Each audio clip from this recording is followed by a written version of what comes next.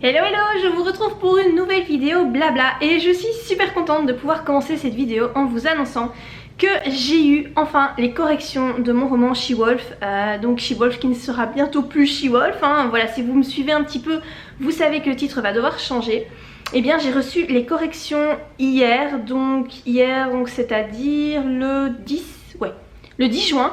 Donc en plus c'était un jour férié, je vais y penser, mais voilà. L'éditrice m'a envoyé les corrections donc hier. Je dois les rendre pour le 28 juin, donc en gros j'ai 18 jours pour faire des corrections. Et en fait j'étais tellement excitée que j'ai déjà commencé hier à vérifier les corrections et j'ai déjà fait plus d'un quart du bouquin. Donc autant vous dire que je vais avoir très vite terminé ces corrections. Alors en quoi ça consiste ces corrections? Je trouve, je ne sais pas comment, enfin j'ai déjà vu en fait des romans corrigés qui étaient bourrés de corrections, de trucs barrés dans tous les sens, de commentaires, voilà, plein de choses. Finalement moi il n'y en a pas tellement, donc c'est déjà, comme c'est le 7e roman que je publie, je suis un peu habituée aux corrections. Et en fait même si c'est la 3e maison d'édition avec laquelle je travaille, je remarque que c'est toujours un peu le même style de correction. Et il y en a finalement très peu. Alors il y a des corrections de fautes d'orthographe, il y a quelques fautes d'orthographe parce que voilà, forcément sur 280 pages, même si je fais très peu de fautes, il y en a toujours qui passent. Et souvent c'est aussi des fautes, des coquilles, voilà, ce genre de choses. Mais il n'y en a pas tellement, mais voilà, il y en a quelques-unes. Des répétitions aussi. Dont je ne me rends pas forcément toujours compte, hein, évidemment en écrivant. Il y en a quelques-unes. Alors certains mots que la correctrice a jugé trop vulgaires et qu'elle a préféré enlever et remplacer par des mots un peu moins vulgaires. Donc voilà, moi c'est vrai que, enfin je trouvais pas que c'était forcément vulgaire, donc j'avais utilisé le mot que tard et couille molle. Moi ça me faisait rire en fait, je trouvais ça marrant et je trouvais pas ça, ouais c'est un peu vulgaire mais je trouvais que ça allait encore, mais bon voilà, visiblement ça passe pas trop, donc ces mots là vont être retirés. Enfin du moins ces insultes là. Et donc voilà, finalement en fait je vérifie les corrections mais je ne repasse pas après la correctrice parce que comme ces corrections sont principalement des fautes, enfin des corrections de fautes d'orthographe ou de répétition, je suis forcément d'accord avec ce qu'elle a corrigé. Et donc en fait ça va très vite parce que je dois pas repasser derrière. Donc finalement moi mes corrections, je ne sais pas comment ça se passe pour tout le monde, mais moi mes corrections vont très vite parce que je trouve en plus que la correctrice ne dénature pas mes phrases, elle ne les reformule pas, quelques-unes sont reformulées parce que parfois c'est peut-être un peu trop lourd, mais c'est quand même, ça reste quand même rare. Alors il y a un commentaire qui a été fait, c'est la première fois qu'on me fait ce genre de commentaire. Et je suis un peu étonnée, mais bon voilà, moi je pense que la maison d'édition voilà, travaille comme ça et voilà, pourquoi pas. Visiblement je mets beaucoup trop de verbes, comment ça s'appelle, des incises, je crois que ça s'appelle comme ça. Les verbes de dialogue en fait, tout simplement, vous voyez, vous faites votre phrase de dialogue, virgule, répond-il, dit-il, soulève-t-il, enfin voilà, peu importe. Et en fait moi je mets beaucoup de verbes comme ça après mes phrases de dialogue, j'en mets énormément parce que j'essaie toujours d'utiliser des verbes très variés, un vocabulaire assez riche. Et en fait visiblement j'en mets trop. Et la correctrice m'a mis comme commentaire que ça alourdissait beaucoup le texte. Donc il y a beaucoup de petites incises comme ça qu'elle a supprimées. Voilà. C'est la première fois qu'on me fait la remarque dans mes romans. Est-ce que c'est la façon dont la maison d'édition gère ses romans? Voilà, eux ils aiment pas trop comme ça les verbes de dialogue, ou est-ce qu'effectivement j'en ai mis beaucoup? Je ne sais pas. C'est vrai que j'ai toujours tendance à quand même en rajouter parce que, enfin je sais pas, moi j'aime bien, mais bon voilà. Du coup là il y en a beaucoup qui vont être supprimés. Je trouve que ça ne dénature pas mon style, ni la façon dont j'écris le livre, ni voilà, ça reste un détail. Je trouve que ça reste un détail. Et donc voilà, vraiment ces corrections vont être très rapides. J'avais un peu peur, je vous avoue, avant d'avoir les corrections, parce que comme c'est une maison d'édition qui a quand même des critères assez élevés point de vue de la qualité des textes, je me suis dit que peut-être que ça allait être, voilà, qu'il allait y avoir beaucoup de choses à retravailler. Surtout que mon roman avait déjà été refusé une première fois, etc. Donc même si je l'ai complètement modifié, j'avais peur qu'il y ait encore beaucoup de choses à améliorer. Mais finalement en fait il n'y en a pas beaucoup. Et il n'y en a pas plus que quand j'ai fait corriger Utricia, quand j'ai fait corriger Attise-moi si tu peux.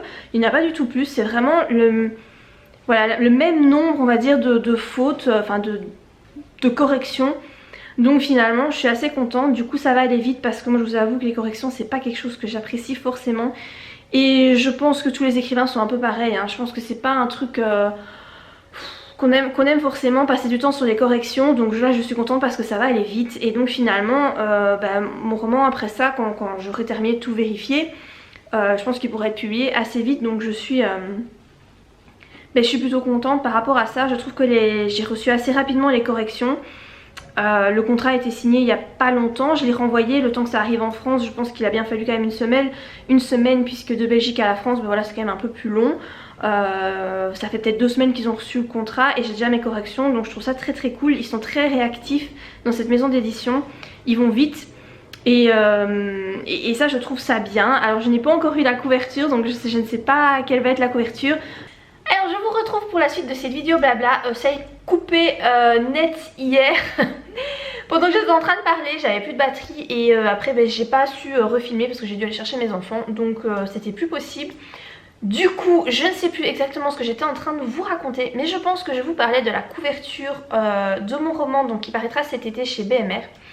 Et je vous disais qu'en fait je n'aurai pas vraiment le choix de couverture, c'est la maison d'édition qui décide et donc je ne sais pas encore quelle sera la couverture. Mais voilà, je pense qu'ils feront un très très bon choix et quand je vois un peu les couvertures qu'ils publient pour leurs romans, je les trouve toujours très très chouettes et très jolies. Et puis voilà, il y a une harmonie au niveau des couleurs, etc. Donc de toute façon, voilà, j'accorde pas forcément beaucoup d'importance. Enfin, je fais confiance au choix de la maison d'édition. Je pense que la maison d'édition est la plus apte à savoir ce qui va être vendeur et ce qui va correspondre. Donc voilà, je ne me prends pas trop la tête par rapport à ça. Alors je voulais aussi vous parler d'un truc que j'adore pour le moment. Il s'agit d'une série, la saison 3 de Handmaid's Tale, donc la servante écarlate en français, est en train d'être diffusée. Du coup là j'ai déjà vu les 3 premiers épisodes. Alors si vous ne connaissez pas cette série, vraiment je vous la conseille. Moi après Game of Thrones c'est ma série préférée. Cette série là et Outlander, vraiment c'est 2 séries que je surkiffe. Et voilà, il y a la saison 3, donc c'est une série dystopique ultra féministe. Alors oui, pour le coup c'est vraiment une série très très féministe. Et est-ce que c'est une bonne chose? Je suis pas sûre. Je suis pas pour le féminisme, hein, vraiment pas. Je suis pas du tout pour ce mouvement là. Je suis pour l'égalité homme-femme. Mais le problème c'est que le féminisme, même si à la base c'est ce qu'il prône, quand on voit un petit peu toutes les acharnées par rapport à ça, au féminisme, je trouve que voilà, c'est un mouvement un peu trop un mouvement trop radical peut-être. Enfin voilà, je suis pas trop à l'aise avec ça. Donc là pour le coup c'est une série qui va vous faire détester les hommes. Et ça je trouve que c'est peut-être moyen, mais bon voilà, moi c'est une série que j'adore. Et en fait si vous voulez, dans cette série les hommes sont au pouvoir et les femmes sont réduites à être soit l'épouse bien d'un commandant, je crois que c'est ça, un commandant, enfin d'un homme au pouvoir, soit être une servante écarlate, donc de servir uniquement à faire des enfants. Donc c'est à dire que tous les mois il y a une fille, donc une servante qui est octroyée par famille. Et puisque les épouses ne peuvent pas faire d'enfants, elles ne savent plus, elles ne sont plus capables, elles sont stériles parce que visiblement il y a beaucoup de stérilité, etc. Et donc la servante tous les mois doit se faire violer, hein. Je crois qu'il n'y a pas d'autre mot, hein, c'est un rituel, mais bon pour moi ça reste un viol puisqu'elle n'est pas consentante. Et dans l'espoir de tomber enceinte du commandant et donc de pondre son mioche après 9 mois et de le donner bien gentiment à l'épouse. Voilà, et ensuite elle sera affectée dans une autre famille pour recommencer et ainsi de suite. Et on a également les Martha qui sont des femmes de ménage, des cuisinières, etc. Et voilà, ça ce sont les 3 catégories de femmes. Pour les autres, elles sont envoyées dans des colonies où il y a énormément de radiation. Et voilà, ou alors elles doivent aller dans des champs, je sais pas trop, pour cultiver, faire la culture, etc. Enfin bon, en gros, la femme, on est réduite à rien du tout quoi, voilà, rien du tout. Elles n'ont plus le droit de lire, etc. Elles ne peuvent plus se cultiver. Voilà, c'est vraiment une société patriarcale.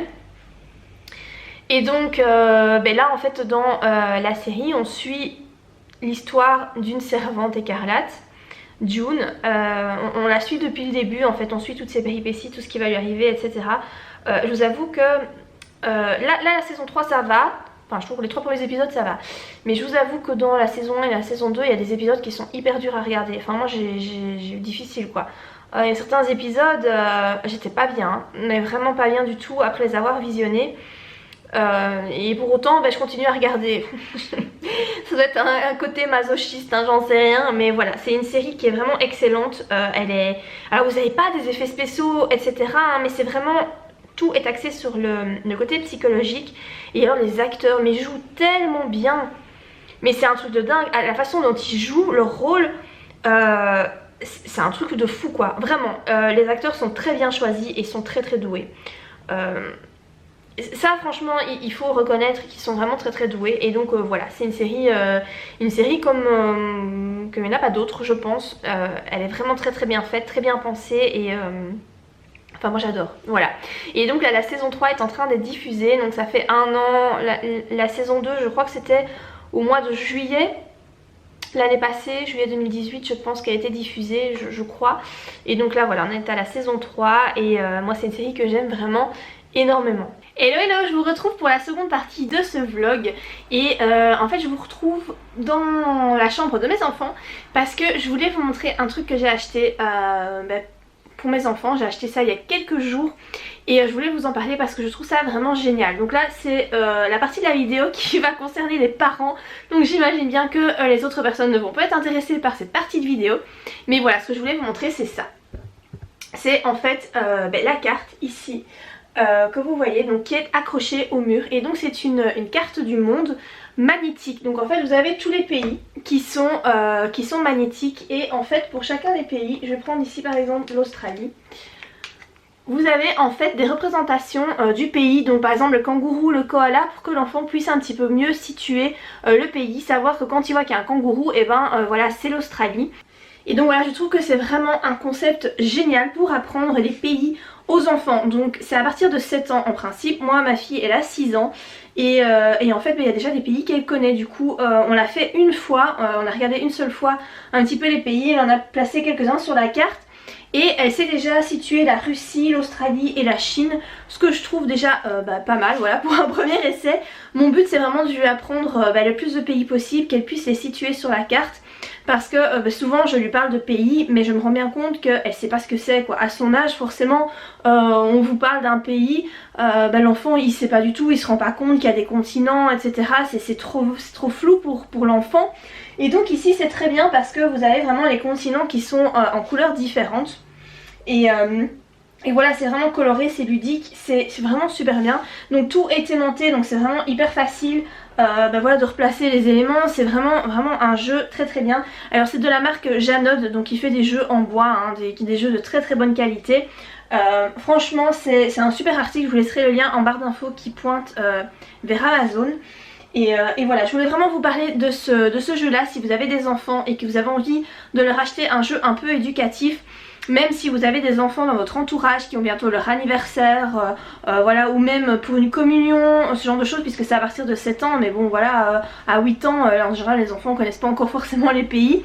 Ça peut être une idée, pas mal de cadeaux. Je l'ai payé une quarantaine d'euros, donc je trouve que ça va encore. Par contre c'est assez lourd, hein, donc il faut bien le fixer au mur. Et...